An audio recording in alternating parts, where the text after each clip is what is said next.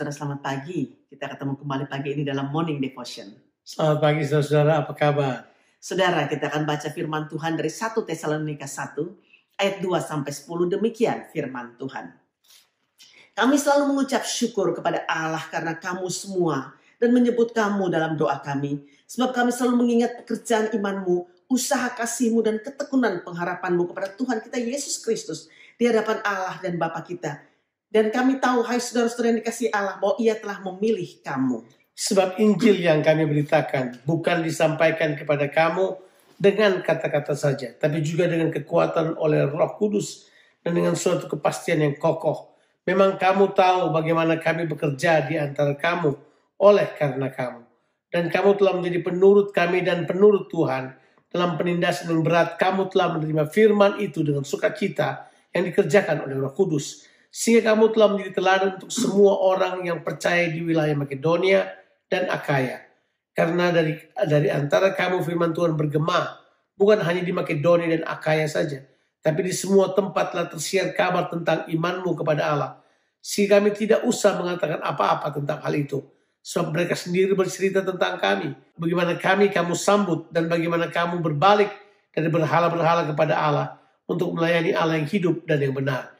Dan untuk menantikan kedatangan anaknya dari sorga yang telah dibangkitkan dari antara orang mati, yaitu Yesus yang menyelamatkan kita dari murka yang akan datang. Paulus menuliskan suratnya karena dia mendengar tentang kehidupan jemaat Tesalonika yang telah menjadi teladan dan telah tersebar kabar tentang iman mereka di daerah Makedonia dan juga di Ahaya. Saudaraku, Paulus menyatakan bahwa firman Tuhan bergema, menunjukkan bahwa kabar yang dibawa oleh orang-orang Tesalonika bukan hanya cuma berita saja, tapi berita yang didasarkan pada pola hidup.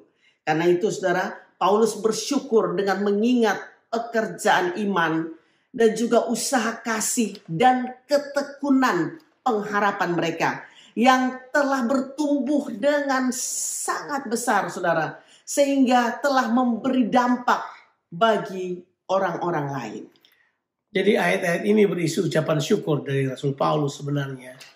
Mengingat waktu jemaat ini berdiri, aniaya sangat berat. Mereka juga dalam keadaan yang tidak terlalu lama bersama dengan Paulus. Cuman 3 sahabat saja. Jadi waktu Paulus mendengar bahwa mereka memberi dampak karena kabar iman mereka tersebar kemana-mana, Paulus bersyukur karena hal tersebut.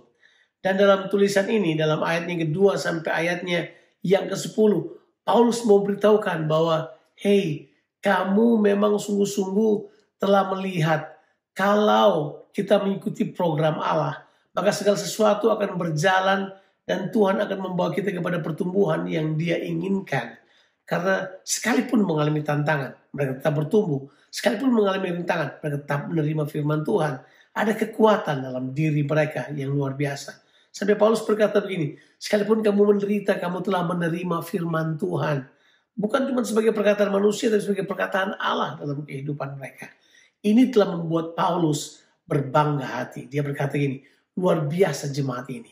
Kalau menoleh ke belakang, memang jemaat ini berdiri. Bukan karena mau Rasul Paulus, tapi karena Tuhan yang membawa dia ada di Eropa. Kalau tidak, saudara, kekristenan hanya menjadi sebuah sekte kecil saja di Yerusalem atau hanya di daerah Israel pada waktu itu.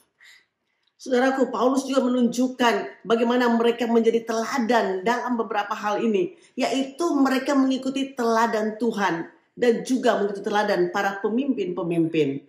Saudara, mereka menerima firman Tuhan dengan hati yang sungguh-sungguh.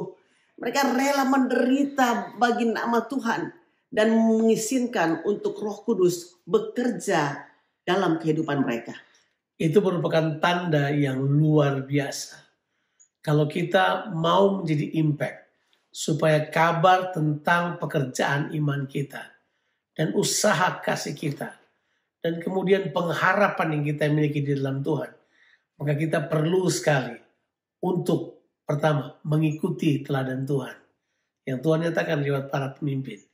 Yang kedua, kita perlu sekali untuk menerima firman Allah dengan sungguh-sungguh. Ya. Yang ketiga adalah Kita perlu sekali untuk rela menderita menghadapi apapun.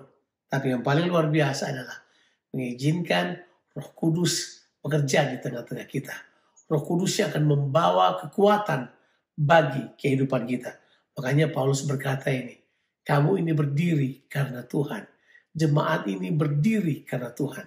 Dan Tuhan akan memelihara mereka. Saudaraku, sangat excited sekali dengan jemaat yang ada di Tesalonika ini. Saudara, kalau Tuhan bekerja, Tuhan gak pernah bekerja setengah-setengah. Rencana Tuhan jemaat ini didirikan. Saya yakin dan percaya ada rencana Tuhan yang besar dalam kehidupan kita. Saudara, yang tidak pernah kita pikirkan, itu yang Tuhan sediakan dalam hidup kita. Mari kita lebih sungguh-sungguh lagi. Mari kita hidup sepenuhnya kepada Tuhan. Dan Roh Kudus bekerja di tengah-tengah kita. Tuhan Yesus memberkati saudara sekalian. Amin.